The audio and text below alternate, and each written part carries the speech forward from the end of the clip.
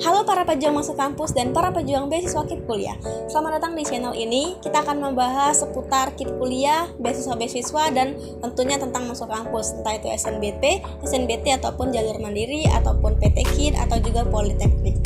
Nah, untuk kedepannya insya Allah aku akan posting lebih continue lagi, dan insya Allah akan memberikan informasi yang lebih masif tentunya. Dan mohon maaf apabila beberapa dekade ke belakang itu kurang aktif dalam menyebarkan informasi dan memberikan pemahaman kepada kalian tentang masuk kampus dan beasiswa. Dan sekarang sudah memasuki tahap-tahap untuk masuk kampus, dan juga KIP Kuliah sudah proses untuk pendaftarannya. Apalagi teman-teman yang mendaftar SNBP tentunya sedang menunggu proses sinkronisasi. Dan di sini kita akan bahas tentang berapa sih besaran dari biaya KIP Kuliah di tahun 2024 ini. Di sini aku akan mulainya dengan skema KIP Kuliah. Kalau kita ketahui terlebih dahulu, pada tahun 2023, skema KIP Kuliah itu dibagi menjadi dua. Ini merupakan aturan baru di tahun 2023 kemarin. Skema pertama itu teman-teman yang mendapatkan bantuan biaya hidup dan juga bantuan pendidikan, dua-duanya. Tapi kalau skema kedua itu hanya mendapatkan biaya pendidikan. Biaya hidup adalah biaya yang disalurkan KIP Kuliah ke rekening kita setiap semesternya, dan biaya pendidikan itu adalah biaya yang disalurkan dari pemerintah langsung ke perguruan tinggi kita sebagai pembayaran UKT atau biaya pendidikan kita.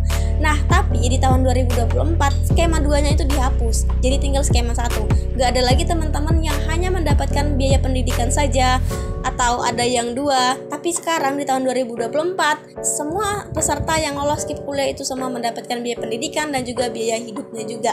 Kita akan bahas satu persatu biaya pendidikan dan juga biaya hidup. Biaya hidup terlebih dahulu deh. Biaya hidup itu dibagi menjadi 5 klaster.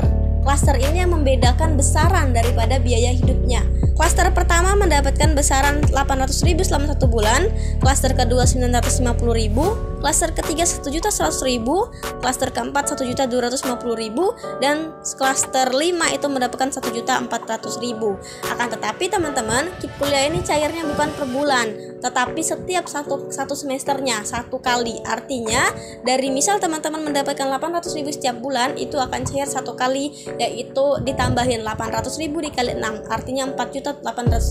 Nah, kalau kita totalin berarti klaster 1 itu mendapatkan 4.800.000, klaster 2 5.700.000, klaster 3 6.600.000, klaster 4 7.500.000, dan klaster 5 itu 8.400.000. Seperti itu teman-teman. Nah, itulah yang membedakan. Kenapa kok dibeda-bedakan? Apa yang mempengaruhinya? Yang mempengaruhinya salah satunya adalah wilayah teman-teman. Wilayah teman-teman berkuliah. Ada biaya yang memang misalnya saja metropolitan atau kota metropolitan, nah itu yang mana biaya hidupnya memang lebih besar gitu, biaya makannya gitu emang lebih besar, lebih tinggi lah pokoknya. Misalnya beras di sini harganya 13.000, di sana 15.000 misalnya gitu teman-teman. Misalnya ada nasi padang yang 10.000, di sana nggak ada gitu. Sederhananya lebih mahal lah gitu, kayak Jakarta gitu, kayak Tangerang dan kota-kota besar lainnya. Nah, itu untuk biaya hidupnya. Lalu bagaimana dengan biaya pendidikan? Jadi biaya pendidikan itu seperti yang aku bilangin di awal tadi adalah biaya atau sederhananya lah UKT gitu. UKT yang mana ini kita masih dapat keterangan kalau di website KIP Kuliahnya gitu, UKT kita tercantum gitu di websitenya KIP Kuliah. Misal nih kayak aku segini UKT aku. Nah, itu bukan aku yang ngebayarin atau aku yang memotong biaya KIP Kuliah, tetapi itu langsung disalurkan dari pemerintah ke perguruan tingginya. Perguruan tinggi lah yang menentukan berapa besaran UKT kita. Nah, di sini ada beberapa indikator juga bagaimana perguruan tinggi itu menentukan UKT kita. Pertama, penentuan UKT berdasarkan rataan besaran biaya pendidikan mahasiswa non-KIP Kuliah di masing-masing prodi pada tahun akademik yang sama atau 1 tahun sebelumnya.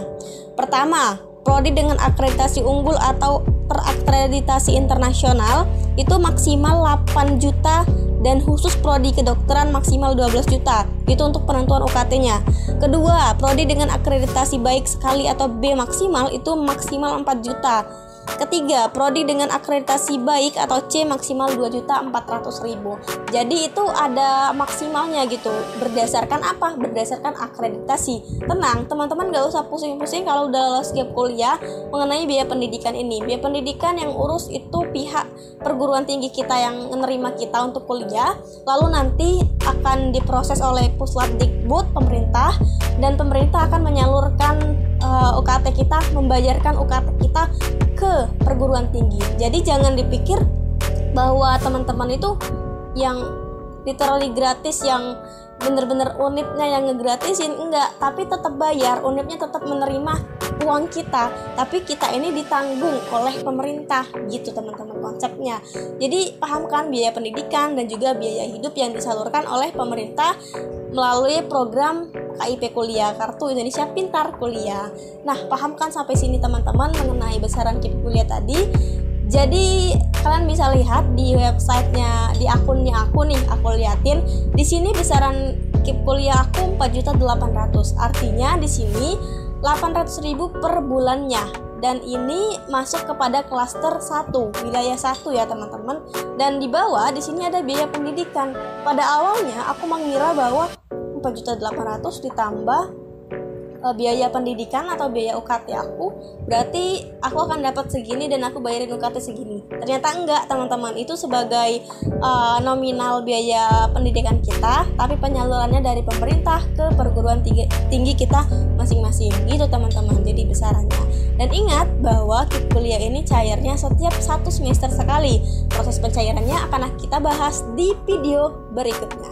Bye bye.